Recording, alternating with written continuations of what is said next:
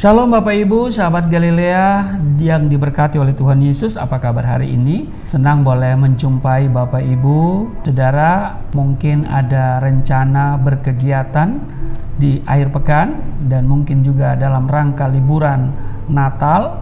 Nah, sebelum berkegiatan, saya bersama istri menemani Bapak Ibu untuk bersama-sama kita bersaat teduh, kita menghadap Tuhan dengan penuh sukacita dan ucapan syukur. Siapkan dirimu, mari kita berdoa. Terima kasih Tuhan untuk hari ini. Kami hendak melakukan banyak hal berhubungan dengan libur Natal dan juga akhir pekan. Namun sebelumnya kami mau datang kepada Tuhan. Kami mau membaca dan merenungkan firman-Mu. Urapi kami, buka hati pikiran kami, supaya apa yang kami baca, kami dengar, tidak untuk kami lupakan, tapi itu termaterai dalam hati kami dan membentuk kehidupan kami, sebab kami tahu firman-Mu bermanfaat untuk mengajar, menyatakan kesalahan, memperbaiki kelakuan, mendidik kami kepada kebenaran. Urapi kami, buka hati pikiran kami, urapi juga hamba-Mu yang tidak ada apa-apanya. Di dalam nama Tuhan Yesus, haleluya, amin. Kita membaca di Lukas pasal 1 ayat 26 sampai 38, pemberitahuan tentang kelahiran Yesus. Istri saya akan membacakan bagi kita semua. Lukas pasal 1 ayat 26 sampai 38. Pemberitahuan tentang kelahiran Yesus.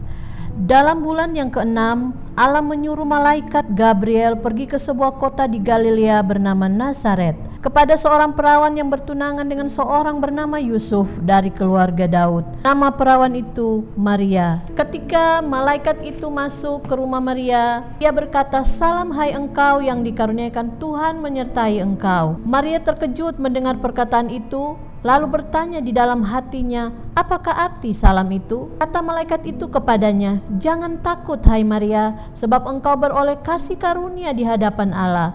Sesungguhnya engkau akan mengandung dan akan melahirkan seorang anak laki-laki, dan hendaklah engkau menamai dia Yesus. Ia akan menjadi besar dan akan disebut anak Allah yang maha tinggi. Dan Tuhan Allah akan mengaruniakan kepadanya takhta Daud bapa leluhurnya, dan ia akan menjadi raja atas kaum keturunan Yakub sampai selama-lamanya, dan kerajaannya tidak akan berkesudahan." Kata Maria kepada malaikat itu, "Bagaimana hal itu mungkin terjadi? Karena aku belum bersuami." Jawab malaikat itu kepadanya, "Roh Kudus akan turun atasmu, dan kuasa Allah yang maha tinggi akan menaungi engkau. Sebab itu anak yang akan kau lahirkan itu akan disebut kudus, anak Allah. Dan sesungguhnya Elisabet, sanakmu itu, ia pun sedang mengandung seorang anak laki-laki pada hari tuanya, dan inilah bulan yang ke-6 bagi dia yang disebut mandul itu. Sebab bagi Allah tidak ada yang mustahil." Kata Maria, "Sesungguhnya aku ini adalah hamba Tuhan, jadilah padaku menurut perkataan itu." Lalu malaikat itu meninggalkan dia. Demikian di dalam Lukas pasal 1 ayat 26 sampai dengan ayat 38. Di ayat 38 kata Maria, "Sesungguhnya aku ini adalah hamba Tuhan, jadilah padaku menurut perkataanmu itu." Lalu malaikat itu meninggalkan dia. Bapak Ibu, dalam Alkitab ada beberapa kelahiran yang disertai dengan peristiwa-peristiwa menarik. Ketika Allah telah berfirman untuk memberikan anak kepada seseorang, ada beberapa tanggapan yang diberikan oleh calon ibu anak tersebut. Contoh, dalam Kejadian pasal 15 ayat 9 sampai 15, di sana dikisahkan waktu itu Sarah tertawa karena Allah akan membuat ia hamil, sementara ia sudah tua, ya kan? Jadi mendengar bahwa dia akan hamil, dia tertawa. Entah apa maksud tertawa itu, apakah karena dia berpikir mustahil, ya kan? Atau mungkin dia sedang berpikir, masa iya sih nenek-nenek melahirkan? Jadi dia ketawa kan? Nah, ia merasa mana mungkin hal itu bisa terjadi, apalagi dia sudah tidak haid begitu ya. Nah saudara, dia ragu, jadi ada keraguan. Jadi saya katakan tadi, apakah dia ketawa karena merasa tidak mungkin, atau karena dia membayangkan, ya kan, masa dari nenek melahirkan anak, ya kan? Nanti ditanya orang, itu apakah cucumu? Ya, anak siapakah itu?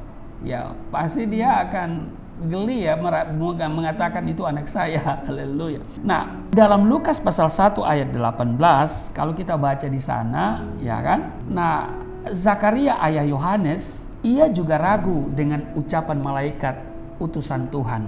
Dia ragu. Tetapi di sini berbeda sekali dengan sikap yang dimiliki oleh Maria waktu ia menerima kabar dari malaikat. Walaupun ia harus menerima resiko yang berat, ia tetap berkata, sesungguhnya aku ini adalah hamba Tuhan. Jadilah padaku menurut perkataanmu itu. Bapak Ibu sahabat Galilea yang diberkati oleh Tuhan Yesus, kelahiran Yesus Kristus ke dalam dunia ini memang sejak semula telah menimbulkan gejolak dalam diri setiap manusia yang terlibat di dalam proses kelahiran tersebut.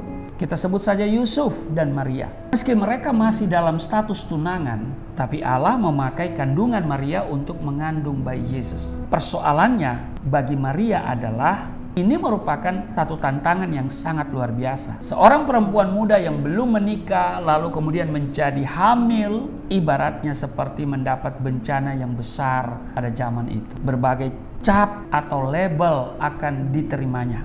Orang akan menganggap perempuan itu sebagai pelacur. Dan ketika anaknya lahir, perempuan yang hamil di luar nikah akan menghidupi anaknya sendiri tanpa bantuan suami. Maria yang pada waktu itu statusnya masih bertunangan, ia juga akan menerima akibatnya, yaitu jika Yusuf mengetahui Maria sudah hamil, maka ia akan menolak menjadikan Maria sebagai calon istrinya. Bagi Yusuf dan Maria, kelahiran Yesus yang ajaib harus berbenturan dengan konsep hidup masyarakat pada waktu itu juga sampai saat ini, yaitu menolak kehamilan di luar pernikahan. Maka konsekuensinya adalah rasa malu yang harus ditanggung oleh Yusuf dan Maria. Memang pada saat Maria menerima kabar ini, ada gejolak dalam hatinya, sehingga ia berkata, bagaimana mungkin hal itu terjadi? Tetapi pernyataan iman, ia berkata dalam ayat 38, ya. Di ayat 38 dikatakan, sesungguhnya aku ini hamba Tuhan. Jadilah padaku menurut perkataan itu. Oleh karena kerendahan hati Maria yang rela menyediakan hidupnya bagi kedatangan Kristus, Allah tidak pernah meninggalkan dirinya. Kita perhatikan, meskipun kelahiran Yesus tidak sejalan dengan pemikiran manusia, namun proses itu tetap dapat berjalan dengan baik dan lancar. Pertanyaannya, mengapa? Jawabannya, karena tidak ada yang mustahil bagi Allah. Amin. Amin. Bapak Ibu, dari secuplik peristiwa kelahiran Yesus yang menghebohkan ini, bukan karena kita hendak mencobai Tuhan Allah. Pernahkah kita berhenti dari segala aktivitas dan kesibukan kita, lalu merenungkan sebuah pertanyaan sederhana, mengapa Kristus mau datang ke dalam dunia berdosa ini? Jawaban pertanyaan sederhana ini telah menimbulkan berjilid-jilid, bahkan ribuan buku tulisan para ahli yang membeberkan satu perkara, yaitu apa? Kasih Allah pada dunia ini. Itu alasannya. Apabila Maria mengiyakan perintah dari malaikat Gabriel, itu karena dirinya yakin akan keajaiban Allah. Dalam situasi yang sangat sulit, Maria tetap berkata, sesungguhnya aku ini adalah hamba Tuhan. Jadilah padaku menurut perkataanmu itu. Bapak Ibu, ketika Maria berkata demikian, ia tidak tahu bahwa akan ada satu peristiwa besar yang akan terjadi.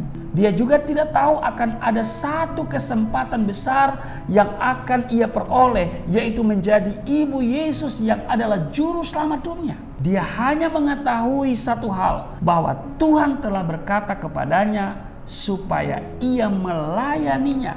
Dan saat itu pun ia berkata, aku ini hamba Tuhan, jadilah padaku menurut perkataanmu itu. Saat ini kita pun dapat menjawab tantangan untuk sebuah kehidupan yang lebih berarti dengan sebuah alasan, yaitu karena Allah begitu mengasihi kehidupan saya. Jangan kita mau melihat akhirnya dulu, tetapi serahkan dulu hidup kita kepada Tuhan. Seperti Maria, ya kan? Dia belum tahu apa yang akan terjadi selanjutnya, tapi dia tahu bahwa tidak ada perkara yang mustahil bagi Tuhan, dan karena itu dia sadari dia hamba Tuhan, dan karena itu dia katakan, jadilah seperti yang kau katakan.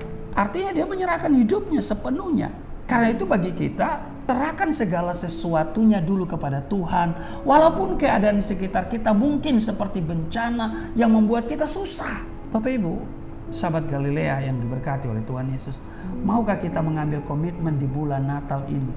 Bahwa karena Allah telah mengasihi saya, maka saya berkata kepadanya, jadilah padaku menurut apa yang kau kehendaki. Amin.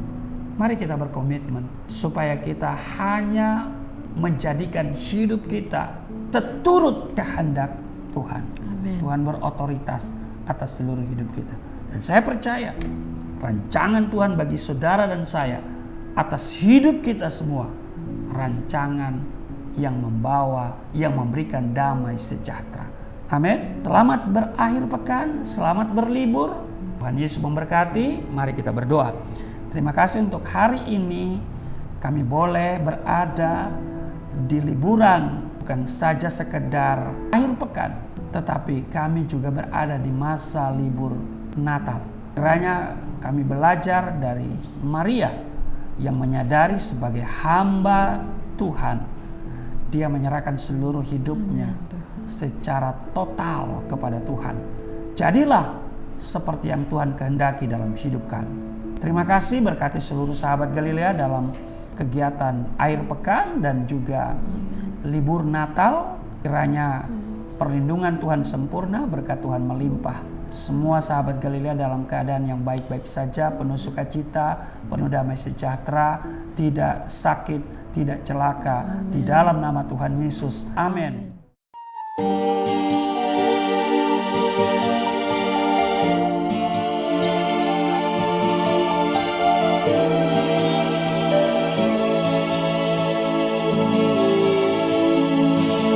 Bapa kami yang di surga, dimuliakanlah nama-Mu. Datanglah kerajaan, jadilah kehendak-Mu di bumi seperti di surga.